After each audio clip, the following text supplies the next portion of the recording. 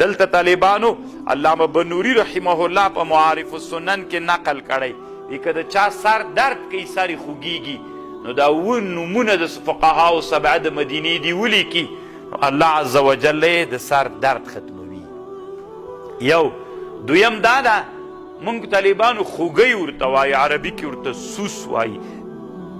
کله دا غنم جوار لوبیا داسې یو شی وکړي تور تور غوندې وي خوري یې دا منځ داسې چې هر څه ورته وایي هغه ته نومونه ورته یادوئ. څه ورته وایي تاسې مولانا؟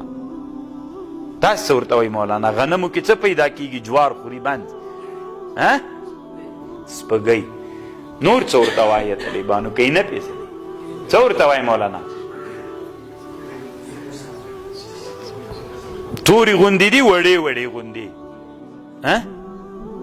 څه ورته وایي؟ ما نوم یې یاد که نو چې خلک پوه شي. هماغه بل نوم یې ووایه سولکې.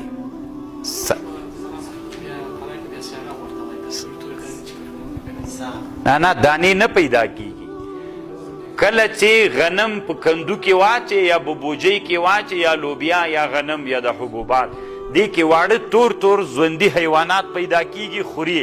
عربي کې ورته سوس وایي، تاسې چې په پښتو کې هر څه ورته وایي. صحیح ده؟ سبوسک فارسي کې سمه ده. نو طالبانو دا هغه شی دې ته سوس وایي. علما وایي که غنمو کې سبوسک یا خوږی یا دغه شی پیدا سو نو دې ته د فقها سبعه د مدینې نومونه ولیکي. دی چې ولیکل او دا دې بیا په مغه کندو بوجۍ کې واچوي الله عز وجل یې ورکوي. نو دغه فقها سبعه د مدینې نومونه سعید ابن مسیب، عروه ابن الزبیر، قاسم ابن محمد ابن ابی بکر، خارج ابن زید ابن ثابت، عبید الله ابن عبدالله ابن عتبه ابن مسعود، سلیمان ابن یسار، ابو سلمہ ابن عبدالرحمن ابن عوف الزهری. نو دا اووه کسان دي.